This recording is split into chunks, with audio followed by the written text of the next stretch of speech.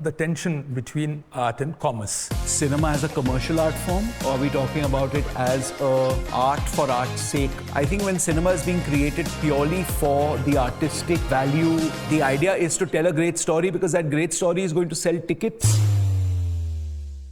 The tension between art and commerce.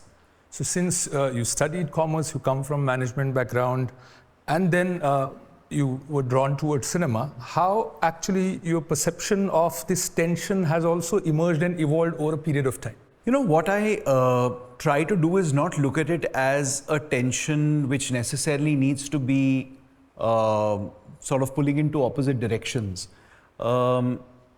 Because I think first, if one is able to arrive at what we are talking about with respect to cinema, are we talking about cinema as a commercial art form, or are we talking about it as a art for art's sake sort of, art form? And both are as valid as the other. I think when cinema is being created purely for the artistic value of, the project, without regard to the commerce involved. And there are some projects like that which are backed by patrons or are backed by grants or trusts that really are about the artistic integrity of something without paying heed to the commerce of it, then that's a separate discussion.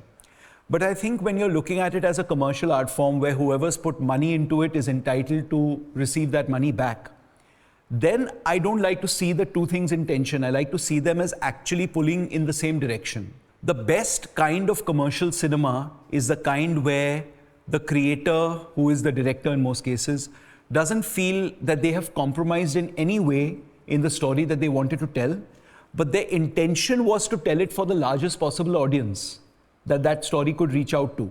And they never saw any duality in that because the story they wanted to tell was one that would appeal to the largest possible audience.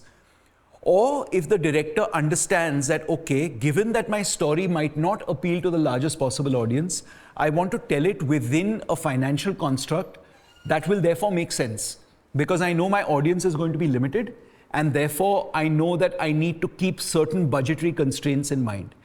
So the way I try to approach it, especially when there is a so-called debate between the creative and the commercial sides of a film, is remind everyone that we're on the same page. And the idea is to tell a great story because that great story is going to sell tickets. And because what is commerce? Commerce is basically many people who enjoy the experience you've put in front of them, wanting to experience it more and more, or large numbers of people wanting to experience it, and some wanting to experience it repeatedly. So that's what commerce is about, really. I don't like to look at it as a tension.